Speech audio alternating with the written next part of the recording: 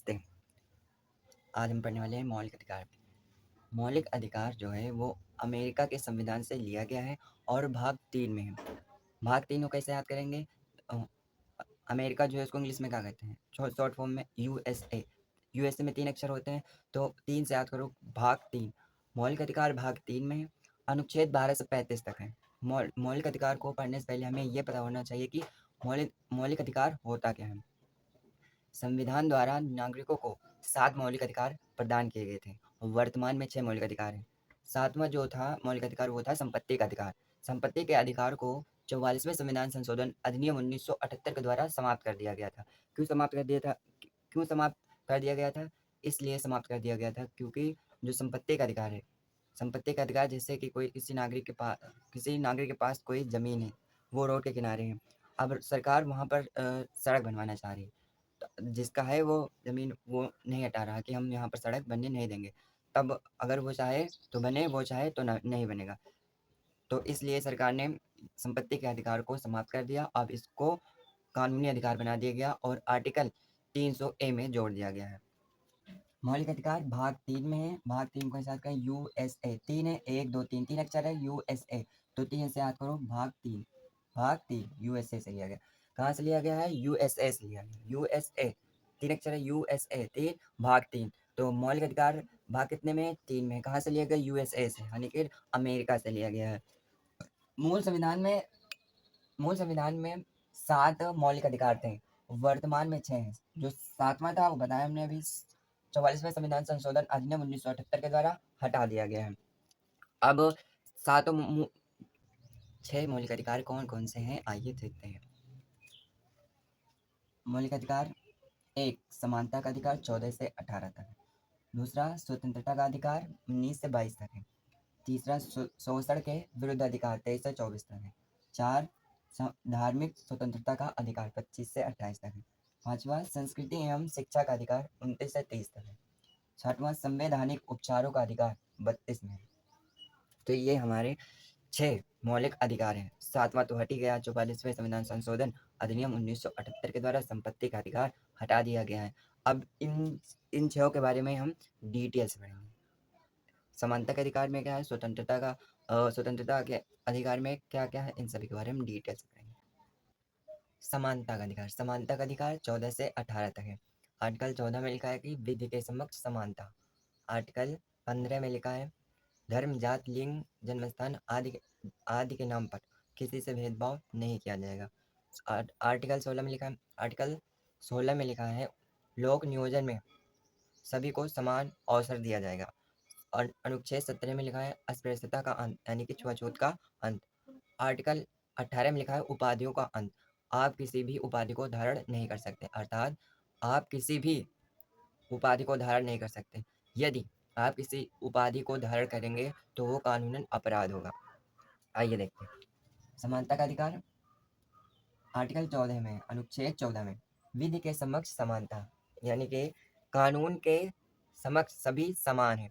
चाहे वो अमीर हो, चाहे गरीब हो, चाहे उच्च जाति का हो, चाहे निम्न जाति का लोग हो, चाहे पुरुष हो, चाहे महिला हो, कानून के समक्ष सभी समान हैं। आर्टिकल 15 में धर्म, जाति, लिंग, जन्मस्थान आदि के आधार पर भेदभाव नहीं होगा।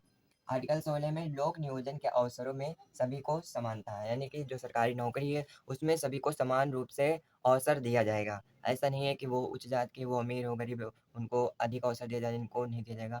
ऐसा कुछ नहीं होगा, सबको समान अवसर दिया जाएगा। आर्टिकल 17 में अस्पृश्यता का अंत, यानी कि छुआछूत का अंत। आर्टिकल 18 में उपाधियों का अंत हो गया।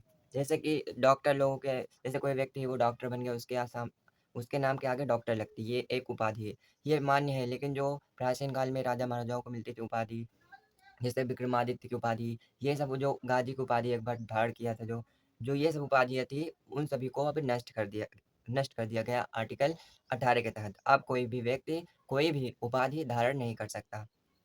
अब आगे चलते हैं स्वतंत्रता का अधिकार।